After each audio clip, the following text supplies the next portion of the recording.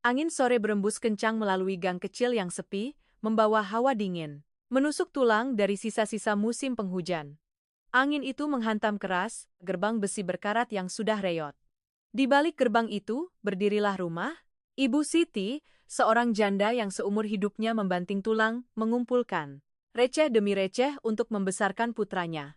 Setelah lebih dari 10 tahun merantau di negeri orang, Bima kembali mengunjungi ibunya dengan membawa bekal kekayaan ratusan miliar rupiah. Ia membayangkan ibunya kini hidup nyaman di rumah megah yang dibangun dari uang hasil jerih payahnya yang ia kirimkan. Tapi, mengapa di hadapannya tak ada rumah megah sama sekali? Yang ada hanyalah sebuah rumah papan tua, reot, sama persis. Seperti hari pertama, ia menggendong tas ranselnya untuk menjadi buruh.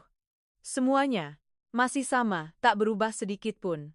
Sementara ibunya yang sudah renta dan lemah, tak ada kabar beritanya di sore yang temaram itu. Apa yang terjadi dengan uang hari tua ibunya? Apakah ibu dari seorang miliarder justru diinjak-injak dan diremehkan di tanah kelahirannya sendiri? Sandiwara kejam dari orang-orang serakah akan segera terbongkar, dan akhir yang penuh dengan hukum karma akan membuat siapapun bergidik. Roda koper berderak di atas jalan setapak desa yang berbatu. Suaranya terdengar, kering, memecah kesunyian senja. Bima melangkah, dadanya berdebar-debar antara cemas dan rindu. Ia mengenakan kemeja putih sederhana dan celana kain berwarna gelap. Tak ada yang menyangka pemuda berpenampilan sederhana dan penuh bekas perjuangan ini adalah pemegang rantai pasokan barang terbesar di wilayah selatan. 10 tahun lamanya ia berjuang di perantauan, dari seorang kuli panggul yang bajunya selalu basah oleh keringat, melalui jatuh bangun membangun usaha. Berkali-kali, menelan segala pahit getir dan hinaan, hingga ia bisa mencapai posisinya hari ini. Ada malam-malam di mana ia tak punya apa-apa, terlilit utang, ia hanya bisa mengganjal perut dengan sepotong roti kering sambil meneteskan air mata. Namun, tak sekalipun ia mengeluh pada ibunya. Ia sembunyikan semua lukanya, hanya menelepon untuk memberi kabar baik, agar ibunya di kampung bisa tenang. Ketika usahanya mulai stabil, setiap bulan Bima rutin mengirimkan 2 juta rupiah. Kadang lebih, agar ibunya bisa menikmati masa tua, tak perlu lagi membungkuk di sawah atau berpanas hujan. Karena Ibu Siti di desa tak mengerti teknologi dan tak punya rekening bank, Bima menitipkan kepercayaannya pada Bu Ratna, tetangga sebelah rumah, memintanya menerima uang lalu menyerahkannya langsung pada sang ibu. Setengah tahun lalu, ia bahkan mengirim tambahan 10 juta rupiah, berpesan agar Bu Ratna memanggil tukang untuk memperbaiki atap dan teras rumah, agar ibunya bisa tinggal dengan lebih layak dan hangat menyambut musim hujan. Bima yakin seyakin-yakinnya, dengan uang rutin itu, ibunya kini tengah bersantai, menikmati secangkir teh sambil menonton televisi di sebuah rumah yang rapi dan bersih. Namun, langkah miliarder muda itu tiba-tiba terhenti. Matanya terbelalak, kaget saat berdiri di depan halaman rumahnya yang familiar. Jantungnya serasa diremas. Di hadapannya, bukanlah sebuah rumah dengan dinding bercat putih yang baru. Itu masih rumah papan tua yang lapuk dan reyot, sama seperti saat ia pergi. Atap sengnya berkarat dan berlubang, dinding papannya retak dan terkelupas di banyak tempat, menampakkan kerangka kayu yang telah memudar dimakan waktu. Gerbang besi yang sudah reyot kini dimakan karat, sedikit dorongan saja sudah mengeluarkan bunyi derit yang mengerikan. Bima menyentuh gembok yang berkarat, tangannya gemetar. Ia mendorong gerbang, melangkah masuk sambil berseru, "Ibu." "Bima pulang, Bu." Yang menjawabnya hanyalah keheningan yang menakutkan. Suara angin yang menyusup melalui celah-celah atap terdengar begitu sunyi dan pilu. Ia melempar kopernya ke samping, bergegas masuk ke dapur. Bau apek dan lembab langsung menusuk hidungnya. Di atas sebuah nampan aluminium penyok di tengah lantai yang dingin, hanya ada semangkuk nasi dingin yang sudah mengeras, sepiring kangkung rebus yang menghitam, dan semangkuk kecil sambal terasi. Tak ada sepotong daging pun, tak ada setetes pun minyak. Kaki Bima terasa lemas. Ia mundur selangkah, benar-benar terpaku, 10 juta. Untuk renovasi rumah. Kemana? 2 juta biaya hidup setiap bulan. Kemana? Mengapa ibunya, ibu dari seorang miliarder, harus hidup dalam kemiskinan yang begitu parah, menelan makanan yang begitu menyedihkan? Kemarahan bergejolak. dalam darahnya, tapi yang lebih mendominasi adalah rasa sakit dan pedih seolah ribuan jarum menusuk kulitnya. Tepat pada saat itu, dari balik pagar bambu yang jarang-jarang, terdengar suara melengking memecah suasana yang menyesakkan. Ya Gusti, itu Bima, kan? Bima, anaknya Bu Siti yang kerja di kota sudah pulang, ya? Bu Ratna melangkah menghampiri, mengenakan daster sutra bermotif bunga yang baru, lehernya dihiasi kalung emas yang berkilauan. Kedua tangannya penuh dengan gelang keroncong yang beradu gemerincing. Begitu melihat Bima, ia langsung berlari kecil menghampiri, menepuk-nepuk bahu Bima dengan senyum sumringah. Kedua matanya yang sipit berkedip-kedip. Astaga, kamu pulang kok tidak? Bilang-bilang. Biar Bude suruh ibumu ke pasar beli ayam untuk dimasak. Wah, sudah bertahun-tahun pergi. Sekarang pulang jadi gagah dan tampan begini. Ya. Bima menelan ludah yang terasa pahit di tenggorokannya, matanya yang memerah. Menatap tajam perhiasan mahal di tubuh wanita tetangganya itu. Suaranya serak dan dingin saat bertanya, Bude Ratna, ibu saya di mana? Kenapa rumah jadi begini? Uang yang saya kirim untuk renovasi, uang bulanan yang saya titip Bude. Untuk ibu, kemana semua? Mendengar pertanyaan Bima, senyum di bibir Bu Ratna sedikit kaku. Matanya menyiratkan kepanikan sesaat, tapi dengan cepat, sifat liciknya sebagai penipu. Ulung membantunya kembali tenang. Ia berdecak, menghela napas panjang, lalu menepuk-nepuk tangan Bima seolah ia adalah orang yang penuh pengertian. Aduh, nak Bima, kasihan sekali. Kamu kan tahu sendiri sifat ibumu. Hematnya, kebangetan. Uang yang kamu kirim tiap bulan itu, Bude serahkan langsung tidak. Kurang sepeser pun. Sudah Bude bujuk sampai mulut berbusa supaya beli daging atau ikan untuk makan enak, tapi dia tidak mau dengar. Katanya mau ditabung, siapa tahu nanti kamu menikah butuh modal. Uang renovasi rumah juga begitu, dia bilang sayang, sudah terbiasa tinggal begini, uangnya disimpan rapat-rapat di bawah kasur, tidak boleh ada yang sentuh. Nah, jadi orang baik itu susah, nah, Bude ini bolak-balik mengurus ibumu, tapi dianya keras kepala. Kebohongan itu meluncur begitu lancar tanpa jeda. Ia memposisikan dirinya sebagai pahlawan, tetangga yang berdedikasi, sambil tak henti-hentinya menceritakan jasanya merawat Ibu Siti selama Bima pergi. Tapi Bu Ratna tidak sadar. Sandiwara murahannya tak akan bisa menipu orang yang telah malang melintang di kerasnya kehidupan, yang sudah membaca karakter ribuan penipu di dunia bisnis seperti Bima. Melihat tingkahnya yang dibuat-buat, tatapan matanya yang gelisah, dan terutama, kontras yang begitu menyakitkan antara kemewahannya dengan piring nasi dingin. Ibunya, firasat seorang anak memberitahunya ada kebenaran kejam yang sedang disembunyikan. Keadilan tak bisa dibengkokkan oleh kata-kata licik, dan nuraninya sebagai seorang anak tak mengizinkan siapapun menginjak-injak keringat dan air mata, ibunya yang renta. Bima mengepalkan kedua tangannya, menahan amarah yang siap meledak. Ia menatap lurus ke mata Bu Ratna, menekankan setiap kata. Di mana ibu? Saya sekarang? Bu Ratna sedikit tersentak melihat tatapan tajam Bima, ia buru-buru mengalihkan pandangan. Oh, mungkin beliau lagi ke balai desa, kumpul-kumpul sama ibu-ibu lain. Biar Bude carikan, ya.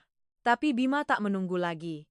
Ia berbalik, melangkah cepat keluar dari gerbang, meninggalkan panggilan pura-pura dari wanita bermuka dua itu. Ia harus menemukan ibunya, untuk melihat kebenaran dengan mata kepalanya sendiri. Bima bergegas keluar dari gang. Angin sore yang dingin menerpa wajahnya, tapi tak mampu memadamkan api yang membakar hatinya. Di sepanjang jalan, ia bertemu Bok Minah, pemilik warung kelontong di ujung desa. Bima berhenti, mencoba mengatur napasnya yang tersengal, suaranya parau saat bertanya. Bok Minah, permisi. Apa Mbok lihat ibu saya? Apa beliau ada di balai desa?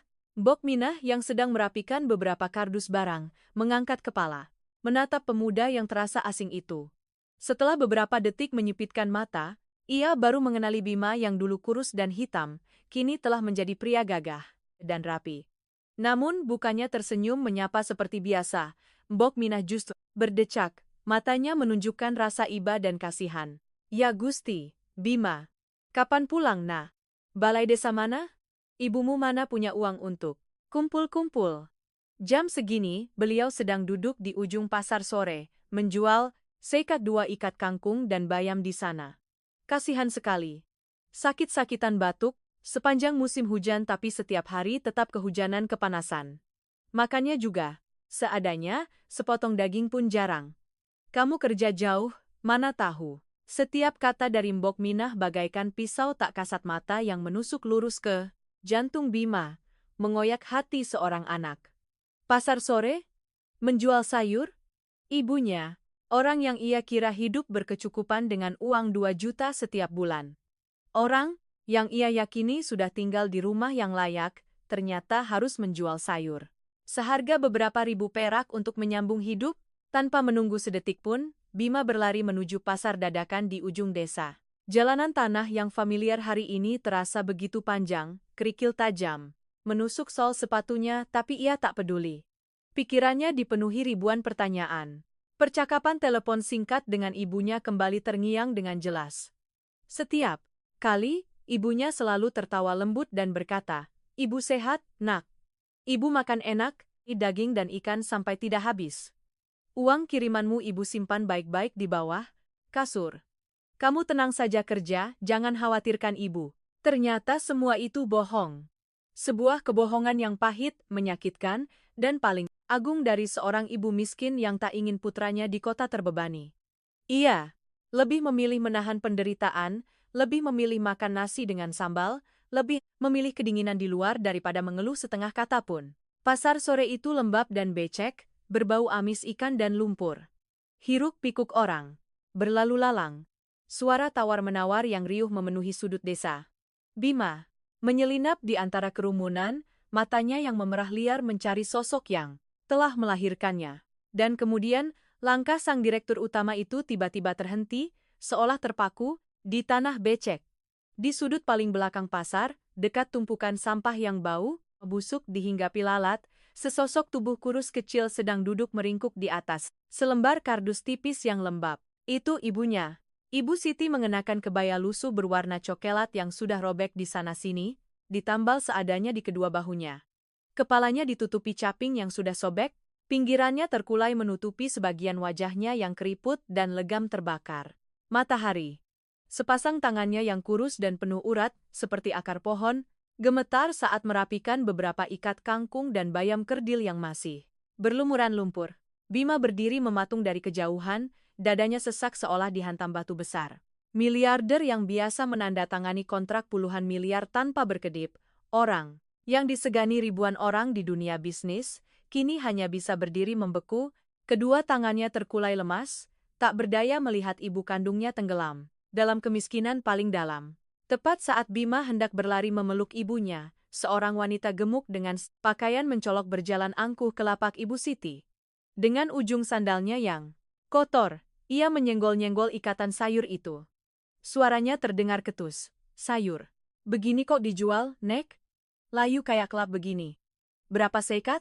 Ibu Siti tergagap, mengangkat wajahnya, senyum sabar tersungging di antara kerutan di sudut matanya.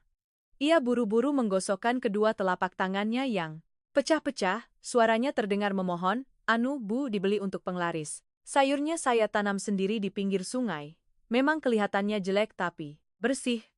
5.000 saja seikat, Bu." Wanita itu mencibir. 5.000? Nenek ini gila atau kebanyakan mimpi? Sayur. Sampah begini 2.000 saya ambil. Kalau tidak mau, bawa pulang saja kasih makan. Babi. Ibu Siti panik, ia buru-buru menangkupkan kedua tangannya, suaranya bergetar. Memelas. Terdengar begitu pilu. "Tolong Bu. Kasihanilah saya. Saya memetik sayur ini dari subuh, merendam kaki di air yang dingin sekali. Sampai sekarang, sebutir nasi pun belum masuk perut. 3.000? 3.000 juga tidak apa-apa. Tolong beli seikat saja biar saya bisa beli beras." Setiap kata permohonan yang penuh kehinaan itu terdengar di telinga Bima, darahnya mendidih. Giginya bergemeletup.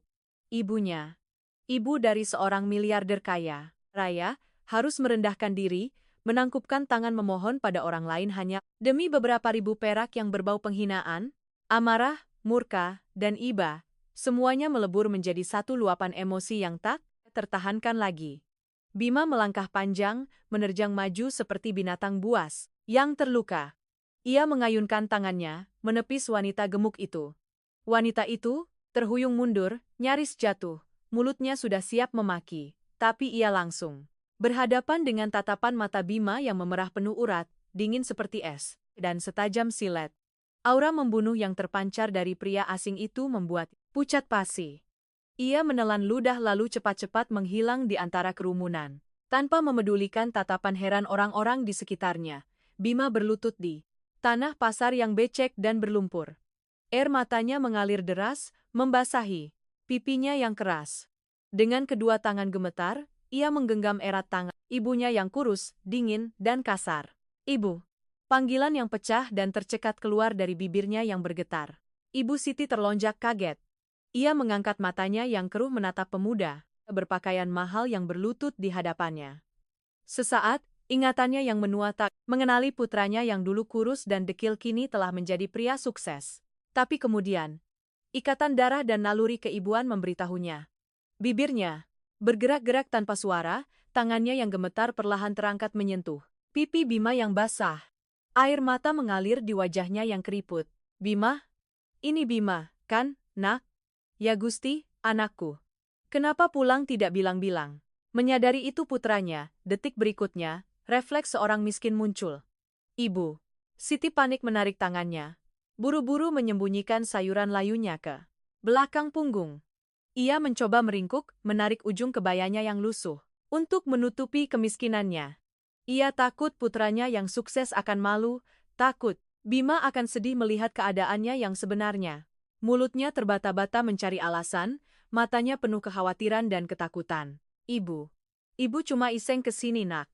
Di rumah bosan, jadi ibu bawa beberapa ikat sayur untuk dijual iseng-iseng.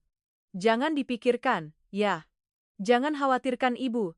Ibu punya uang kirimanmu ibu simpan semua. Ibu punya banyak uang, nak, ibu.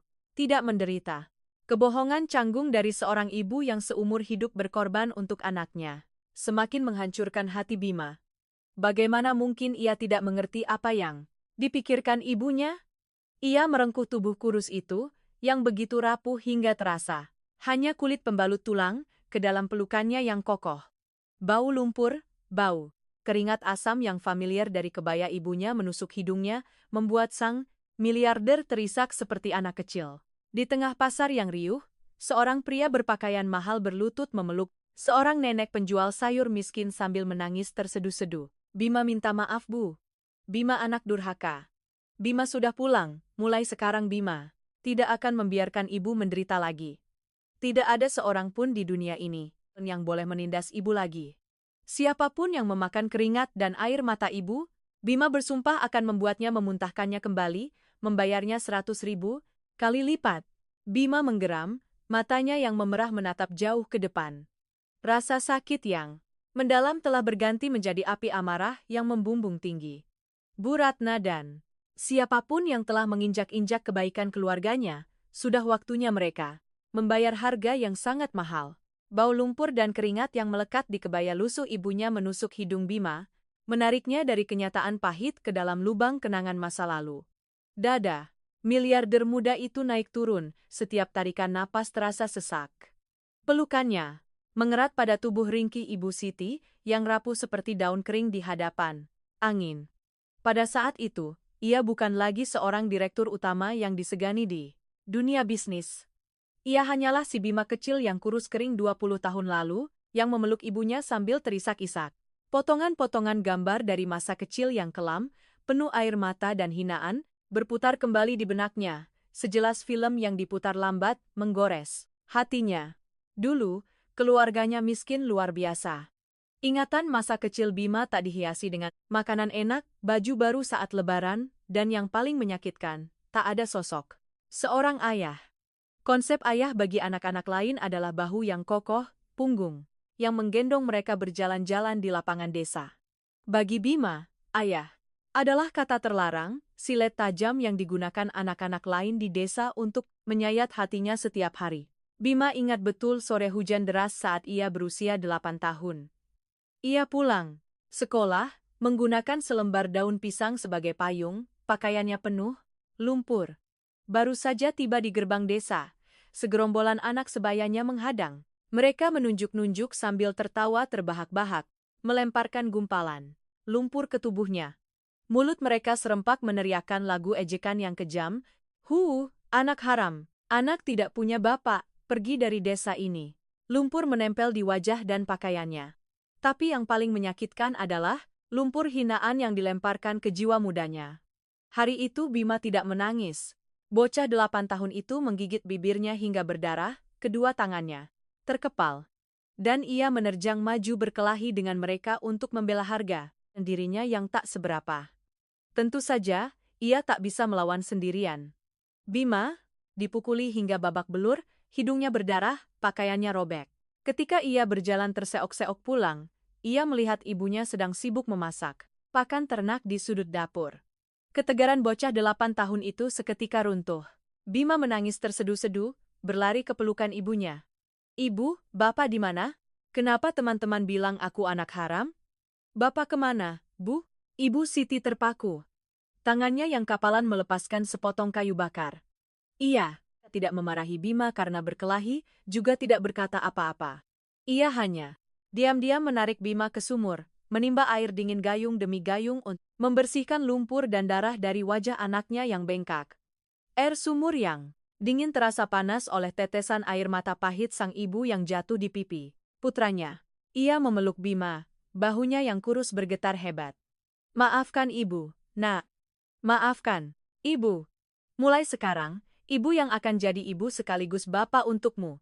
Kamu bukan anak haram, kamu adalah emas permata ibu. Baru setelah dewasa, dari desas-desus tetangga, Bima samar-samar bisa merangkai potret pria yang telah menjadi ayahnya.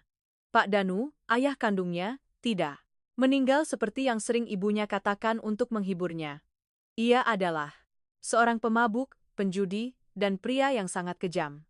Dalam ingatan Bima yang samar sebelum usia 3 tahun, yang ada hanyalah bau alkohol murah yang menyengat, suara piring pecah, dan tangisan ibunya yang memohon-mohon. Seringkali setelah kalah berjudi, ia pulang dan menjambak rambut Ibu Siti, memukulinya tanpa ampun untuk memaksanya memberikan uang receh hasil jualan sayur.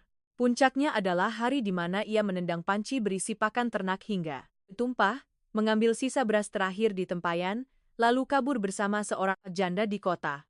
Ia meninggalkan Ibu Siti dan Bima di rumah reot itu. Pria itu tak pernah membelikan Bima permen, tak pernah menggendongnya sekalipun. Yang ia tinggalkan hanyalah tumpukan utang dan tatapan hina dari orang-orang. Sejak hari itu, Ibu Siti seorang diri berjuang membesarkan anaknya. Ia melakukan segala macam pekerjaan, dari menjadi buruh tani hingga mencari siput di sungai. Terkadang meski sedang demam tinggi, ia tetap nekat turun ke sungai memetik sayuran untuk dijual di pasar, hanya untuk bisa membeli beras dan memasak bubur bagi putranya yang kelaparan di rumah. Seluruh hidupnya adalah rangkaian perjuangan tanpa henti, menjadikan tubuhnya sebagai perisai dari semua badai, melindungi Bima agar bisa tumbuh dengan damai. Kembali ke kenyataan di tengah pasar sore yang riuh, suara katak dari sawah di seberang menyadarkan Bima. Ia melepaskan pelukannya, sedikit mundur untuk menatap wajah ibunya lekat-lekat. Lebih dari 10 tahun berlalu, wanita tangguh itu kini sudah sangat tua dan lemah.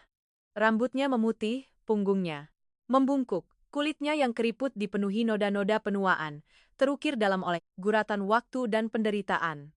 Ibu yang telah dengan berani melindunginya dari suami yang kejam, melindunginya dari ejekan mulut-mulut jahat, kini harus menahan penindasan dari orang asing di pasar, ditipu oleh tetangganya sendiri, dirampas setiap rupiah uang hari tuanya. Kontras antara masa lalu yang berat dan masa kini yang penuh ketidakadilan menyulut api amarah di hati sang miliarder. Ia merasa sangat bersalah. Ia sibuk mencari uang, sibuk membangun kerajaannya, hingga melupakan kuil paling suci dalam hidupnya, membiarkannya diinjak-injak oleh orang-orang serakah. Bima dengan tegas menyeka air mata di pipi ibunya. Kelembutan dan kesedihan sirna digantikan oleh tatapan dingin dan tajam dari seorang pria yang bertekad menuntut keadilan. Ia meraih caping yang sobek dan meletakkannya kembali di kepala ibunya, lalu melepaskan jaket bermerek yang mahal dari tubuhnya dan menyelimuti bahu ibunya yang gemetar kedinginan. Setelah itu, ia membungkuk, memunguti satu persatu ikat sayur yang layu, dan menyusunnya dengan rapi ke dalam keranjang bambu yang rusak. Ibu Siti melihat putranya yang berpakaian mahal kini kotor oleh lumpur. Ia panik, mencoba mencegah. Bima, jangan, nak, nanti tanganmu kotor. Biar ibu saja yang bereskan. Ibu sudah biasa. Bima menggenggam erat tangan ibunya. Suaranya terdengar dalam dan mantap. Setiap katanya terucap jelas di tengah keramaian. Ibu, mulai hari ini, tangan ibu tidak perlu kotor karena lumpur lagi. Ibu tidak perlu menunduk di hadapan siapa pun lagi. Anakmu sudah pulang, Bu. Biarkan badai di luar sana, aku yang menanggungnya.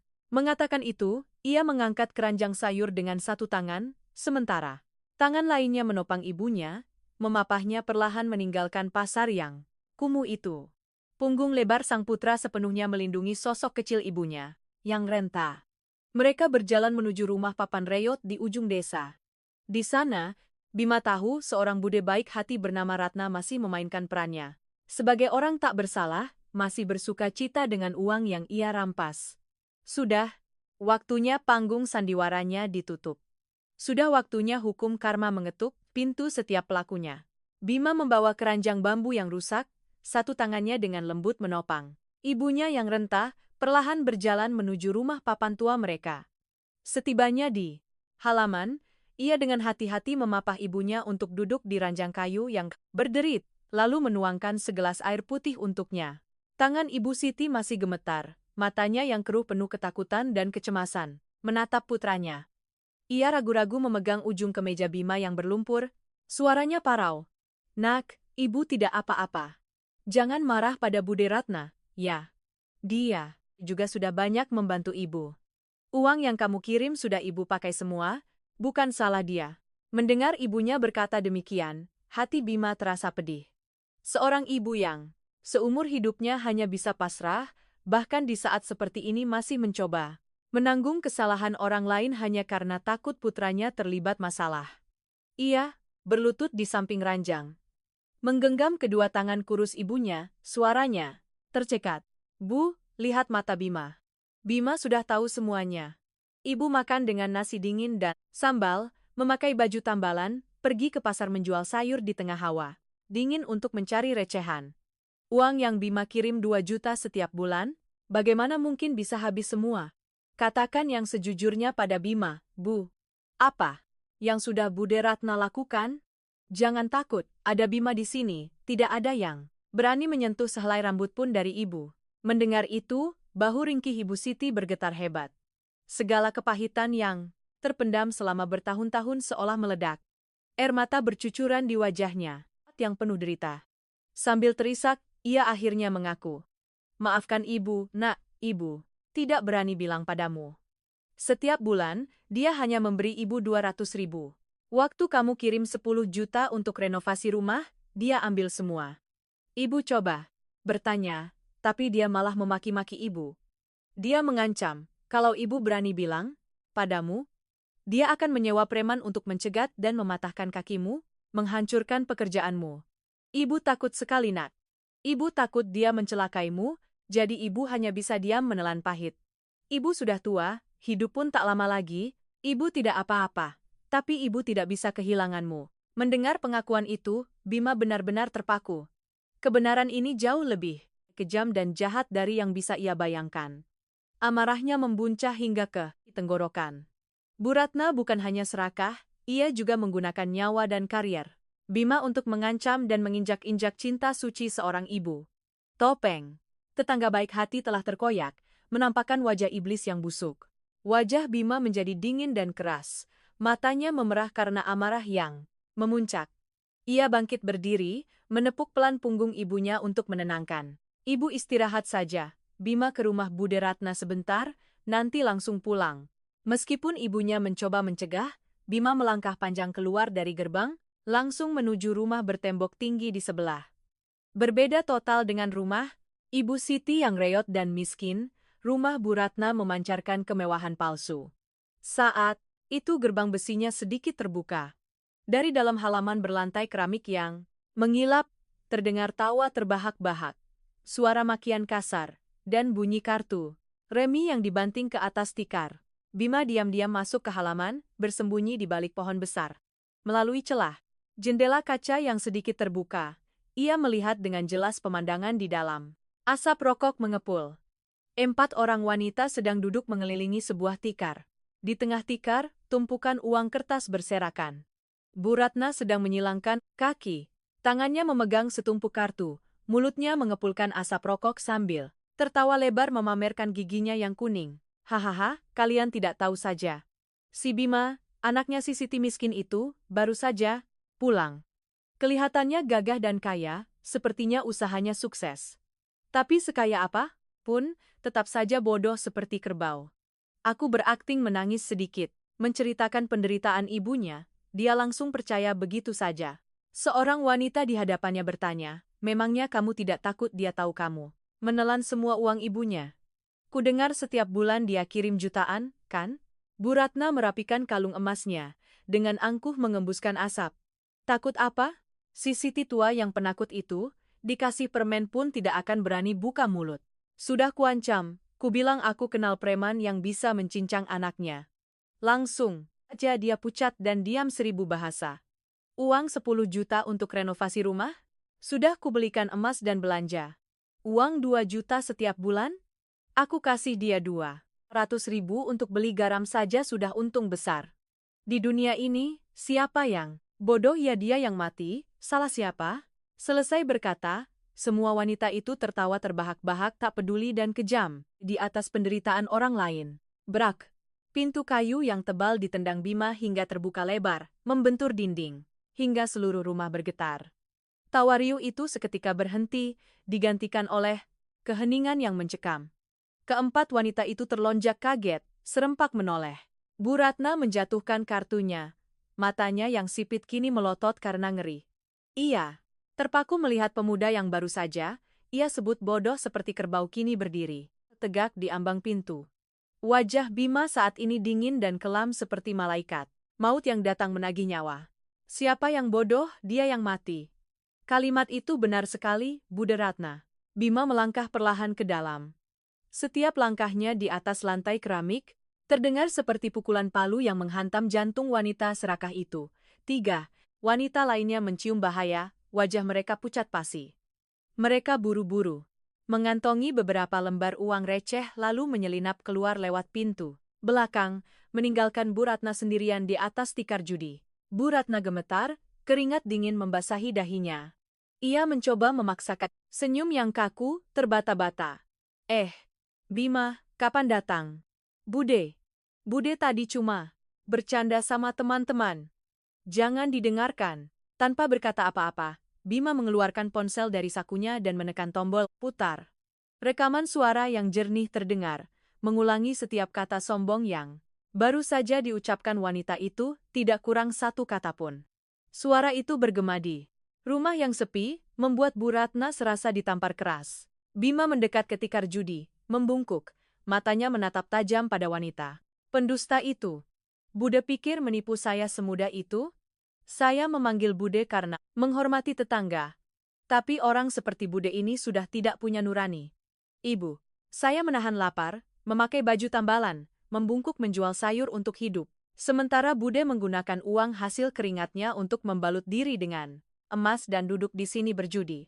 Tidak. Kamu memfitnah. Kamu tidak punya bukti apa-apa. Uang yang kuterima sudah kuberikan semua pada ibumu. Bu Ratna panik, terus mengelak dengan gaya preman pasar yang sudah biasa ia lakukan. Bima tersenyum sinis, senyum penuh penghinaan. Fitnah? Kalau begitu, biar hukum yang bicara. Ini rekening koran setiap transfer yang saya kirimkan pada Buddha selama bertahun-tahun ini. Saya sudah minta asisten saya mencetaknya. Totalnya hampir 50 juta rupiah. Dengan uang hasil penipuan sebesar ini, Bude pikir akan mendekam di penjara berapa tahun? Karma pasti tidak akan salah. Alamat. Bima melemparkan setumpuk berkas rekening koran itu tepat di depan Bu Ratna. Melihat tumpukan kertas bukti yang tak terbantahkan, mendengar kata penjara, semua pertahanan si penipu hancur. Lutut Bu Ratna lemas, ia jatuh tersungkur di lantai. Kesombongannya lenyap, digantikan oleh ketakutan luar biasa di hadapan pengadilan yang tak bisa ia sangkal. Sandiwaranya telah berakhir, dan harga yang harus dibayar oleh perampok keringat orang miskin baru saja dimulai. Melihat tumpukan rekening koran yang tergeletak di lantai keramik, lutut Bu Ratna lemas seketika. Ia jatuh tersungkur, tangannya yang gempal dan penuh perhiasan kini gemetar meraih ujung celana Bima. Air mata dan ingus membasahi wajahnya yang tebal bedak. Ia mulai memainkan drama andalannya, menangis, meraung-raung. Bima, nak, Bude kilaf. Bude gelap mata karena uang, Bude kalah judi makanya terpaksa meminjam uang ibumu. Kasihanilah Bude nak. Maafkan Bude. Kalau Bude masuk penjara, nanti anak-anak di rumah bagaimana? Bima dengan dingin menepis tangannya, matanya yang tajam tak menunjukkan sedikit pun belas kasihan. Ia adalah miliarder yang merangkak dari bawah, menghadapi rubah-rubah licik di dunia bisnis, pernah jatuh ke jurang kebangkrutan dan bangkit sendiri. Trik murahan seperti ini tak akan mempan padanya. Kasihan? Waktu Bude menerima 10 juta hasil keringat saya, apa Bude kasihan pada ibu saya? Waktu Bude hanya memberikan 200.000 sebulan dan melemparkannya pada ibu saya, memaksanya memunguti sayuran liar untuk dijual, memaksanya makan nasi dingin dengan sambal, apa Bude ingat pada Nurani? Bude mengancam seorang nenek tua, menyuruhnya tutup mulut agar Bude bisa pamer emas dan berjudi. Sekarang Bude minta saya kasihan? Setiap kata Bima bagai tamparan keras di wajah Bu Ratna. Ia terdiam, mulutnya ternganga, tak bisa membantah. Kebenaran yang telanjang membuatnya merasa sangat terhina. Kemewahan palsunya dilucuti, hanya menyisakan esensi seorang perampok, tak tahu malu. Saya beri Bude waktu 10 menit, Bima mengeluarkan ponselnya, mengetuk-ngetukkan jarinya di layar. Suaranya datar tapi penuh tekanan. Kembalikan semua uangnya, hampir 50 juta, pokok dan bunganya, atau saya panggil polisi. Dengan kasus penggelapan di atas 50 juta, hukuman belasan tahun penjara sudah pasti. Nanti rumah ini juga akan saya sita untuk melunasi utang. Pilihan ada di tangan Bude. Mendengar kata sita dan penjara, Bu Ratna membeku, wajahnya pucat pasi. Sifat serakahnya membuatnya enggan kehilangan harta, tapi naluri bertahan. Hidupnya menjerit agar ia menyelamatkan dirinya. Ia terhuyung-huyung bangkit, berlari ke arah lemari kayu di dalam kamar. Beberapa saat kemudian, ia keluar, membawa sebuah kotak kaleng berkarat. Dengan tangan gemetar, ia mencoba membuka kuncinya. Ini. Bude masih punya buku tabungan 30 juta dan emas yang Bude pakai ini. Kamu ambil dulu, sisanya Bude cicil, ya? Bu Ratna buru-buru melepas kalung emasnya, mencopot semua cincin dan gelang dari tangannya, lalu melemparkannya ke atas nampan di tengah ruangan. Perhiasan mencolok yang pagi tadi ia banggakan ke seluruh desa, kini menjadi bukti kekotoran dan kekejamannya. Bima melirik tumpukan harta itu, bibirnya menyunggingkan senyum tipis. Buku tabungan 30 juta dan emas ini paling hanya 40 juta. Masih kurang hampir 10 juta. Saya sudah bilang, tidak kurang sepeser pun. Bayar, utang harus lunas. Itu penghakiman terakhir. Kalau tidak ada uang tunai, tulis surat gadai kebun di belakang rumah Bude itu. Saya tidak punya waktu untuk mendengar Bude menawar. Bu Ratna menjerit seperti lintah ditaburi garam. Ya Gusti, kebun itu tanah warisan. Kenapa kamu tega sekali nak? Bude sudah tahu salah, berilah Bude jalan hidup. Tega? Suara Bima meninggi. Bude mendorong ibu saya ke jurang penderitaan, merampas masa tuanya yang seharusnya tenang, membiarkannya kehujanan di pasar. Apa itu tidak tega? Hukum karma itu ada. Apa yang bukan milikmu, kalau ditelan, harus dimuntahkan kembali dengan darah. Tanda tangani suratnya, atau saya panggil polisi. Tanda tangan. Aku tanda tangan, jangan panggil polisi. Bu Ratna buru-buru meraih kertas dan pulpen yang dilempar Bima.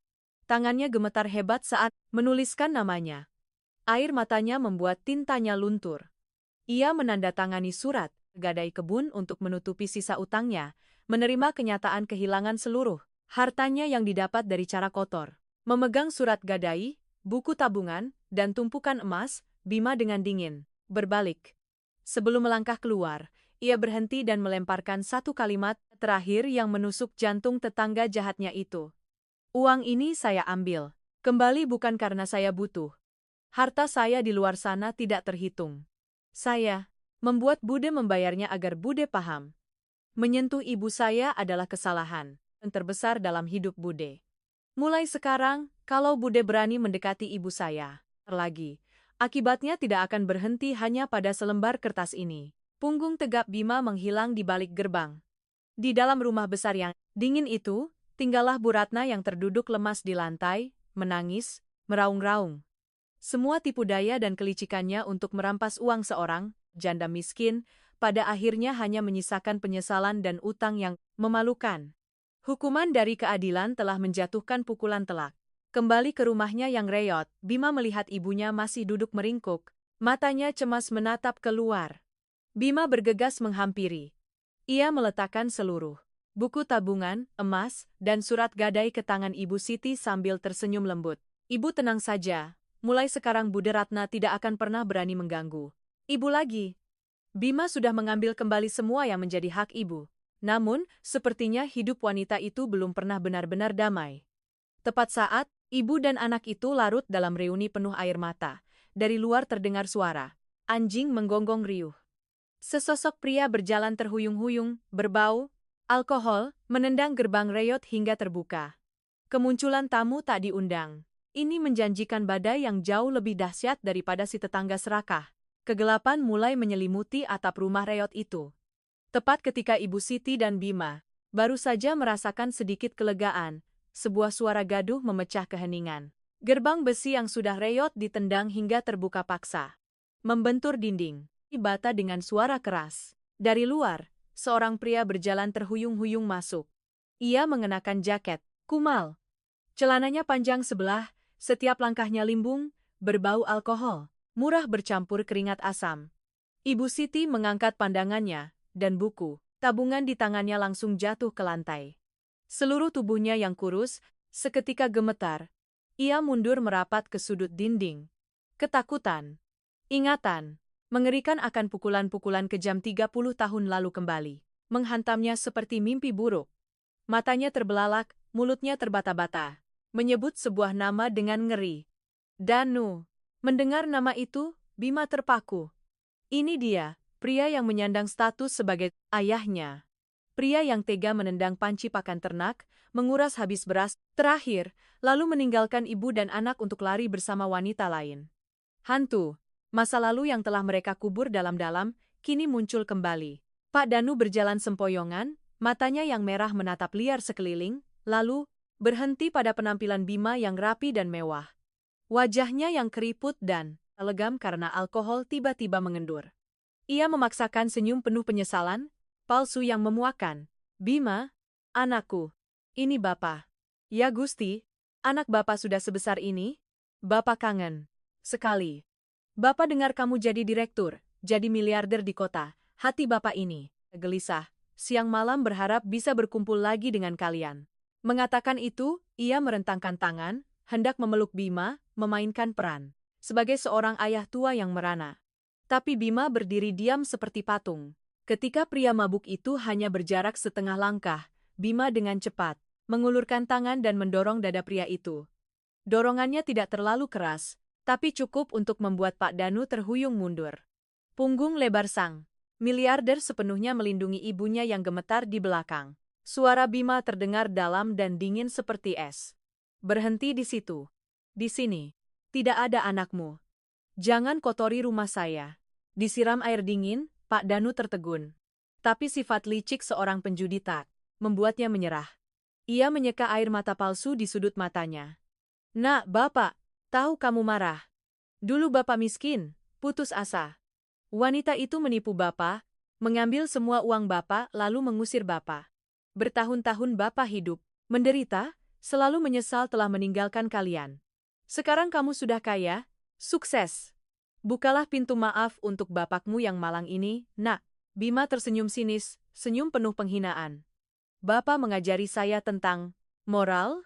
Seorang ayah yang membuang anaknya yang masih bayi, memukuli istrinya, hingga setengah mati hanya untuk merampas uang receh untuk berjudi.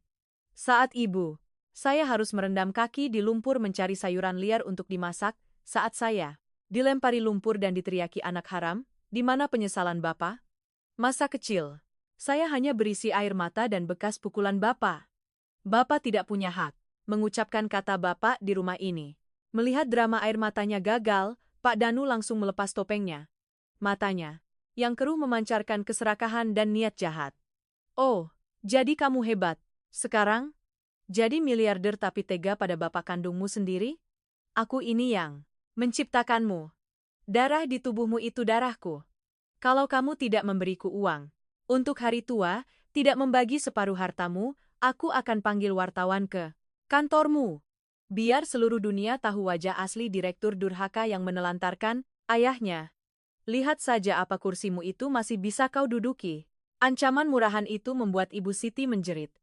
Ia ketakutan beringsut turun dari ranjang, menangkupkan tangan memohon pada pria yang telah menghancurkan hidupnya. Danu, aku mohon, jangan hancurkan hidup anakku. Pukul saja aku, tapi jangan ganggu dia. Kepasrahan ibunya menyulut api dalam diri Bima. Ia mengangkat ibunya, memeluknya, erat. Matanya kini tidak lagi hanya marah, tapi berkilat dengan aura membunuh. Kesabarannya telah habis. Bapak mau memeras saya? Bapak pikir ancaman murahan dari seorang pemabuk bisa menjatuhkan saya? Suara Bima terdengar lantang. Baik, Bapak mau panggil wartawan, saya sendiri yang akan panggil stasiun TV kemari. Kita lihat hukum dan keadilan akan membela siapa. Seorang ibu yang seumur hidup berkorban untuk anaknya, atau sampah masyarakat yang meninggalkan keluarga demi wanita lain lalu kembali untuk menuntut bagian? Hukum karma itu jelas. Hari ini, saya sendiri yang akan menyelesaikan utang darah ini. Tantangan keras Bima menggema di halaman kecil itu.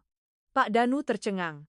Iya, mengira orang kaya selalu takut citranya rusak. Tapi tatapan setajam silet dan sikap tak gentar Bima menghancurkan rencananya.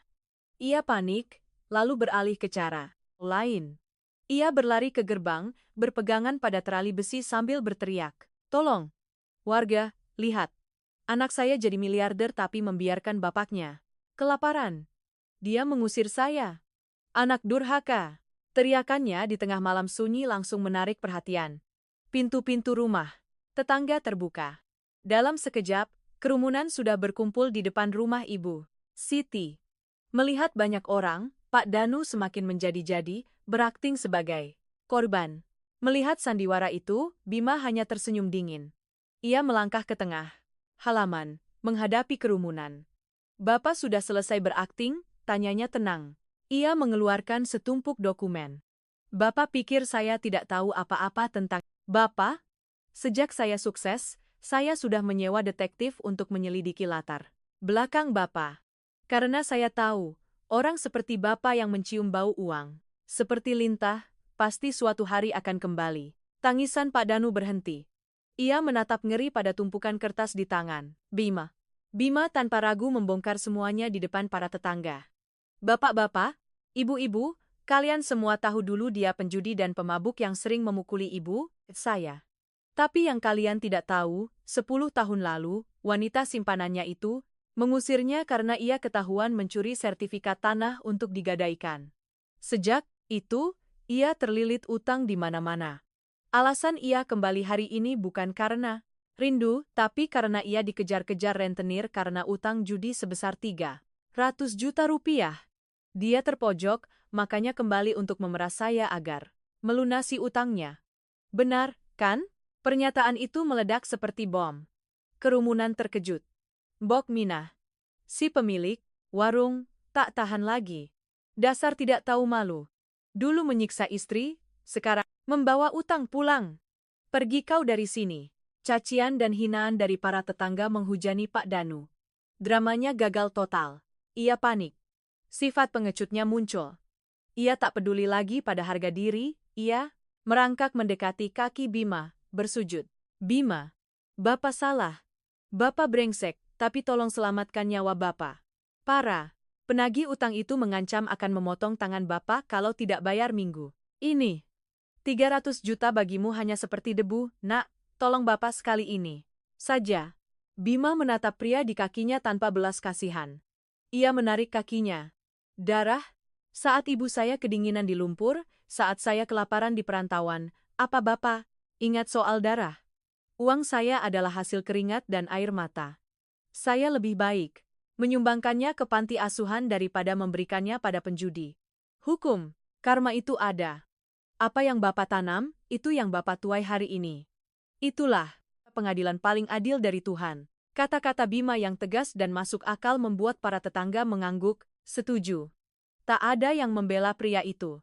Saya beri Bapak waktu 1 menit untuk enyah dari hadapan saya, kata Bima, sambil menunjuk ke arah gang yang gelap.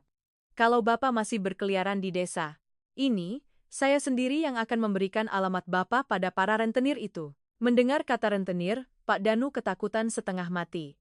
Ia tahu sudah tak ada harapan. Ia bangkit, wajahnya pucat seperti mayat, lalu berlari terseok-seok ke dalam kegelapan malam, meninggalkan tawa cemooh dari para tetangga. Hantu masa lalu yang mengerikan akhirnya berhasil dikalahkan. Selamanya tak akan bisa kembali mengusik kehidupan ibu dan anak itu lagi. Ketika punggung limbung sang ayah yang kejam menghilang di telan kegelapan, halaman rumah Ibu Siti kembali sunyi. Para tetangga telah bubar, mengembalikan keheningan pada desa itu. Angin malam yang berembus tak lagi terasa dingin, menusuk, melainkan membawa kehangatan aneh yang menyelinap ke dalam gubuk reot. Itu. Bima melangkah perlahan kembali ke dalam. Di bawah cahaya lampu bohlam yang redup, ia melihat ibunya masih duduk di tepi ranjang. Mata ibunya memerah basah, tetapi di wajahnya yang penuh guratan penderitaan, untuk pertama kalinya setelah puluhan tahun, senyum lega benar-benar merekah. Ia mengulurkan tangannya yang kurus. Bima segera berlutut dan memeluk ibunya erat-erat, menenggelamkan kepalanya di pangkuan sang ibu seperti anak kecil. Bu, badai sudah berlalu. Mulai sekarang, tidak ada lagi yang bisa menyakiti. Ibu, bisik Bima, suaranya tercekat namun mantap. Ibu Siti mengelus rambut putranya. Air mata kebahagiaan mengalir di pipinya. Iya, nak, ibu tahu. Ibu sangat bangga padamu. Tapi, Bima, uang dan emas dari Bu Ratna itu, bagaimana kalau besok kamu kembalikan saja? Ibu takut kita berbuat dosa karena terlalu menekan orang. Mendengar itu, dada Bima dipenuhi rasa haru dan bangga. Seumur hidup menderita, diinjak-injak, dan dirampok, tetapi ibunya yang sederhana tetap menjaga kebaikan hatinya. Ia dengan lembut menggenggam tangan ibunya dan tersenyum. Bu, kita memang harus berbuat baik, tapi bukan berarti kita lemah hingga membiarkan orang jahat mengambil keuntungan. Harta itu adalah hasil keringat Bima, uang hari tua. Ibu, Bima mengambilnya kembali bukan karena serakah, tapi untuk memberi pelajaran tentang hukum karma. Itu adalah keadilan yang pantas mereka terima. Ibu tenang saja. Bima memandang sekeliling rumah papan yang usang itu. Bu, malam ini adalah malam terakhir kita tidur di rumah ini. Besok, ibu berkemas dan ikut Bima ke kota. Bima akan membawa ibu pergi dari sini. Ibu Siti terkejut. Sebagai seorang wanita desa yang seumur hidupnya terikat pada kampung halaman, ia ragu. Ke kota. Jauh sekali, nak. Ibu ini sudah tua. Kampungan, nanti bagaimana kalau tinggal di rumahmu yang mewah? Ibu takut membuatmu malu. Bima tersenyum lembut. Ibu bicara apa? Walaupun Bima jadi direktur atau miliarder, Bima tetaplah anak ibu. Rumah mewah dan uang banyak tidak ada artinya tanpa ibu.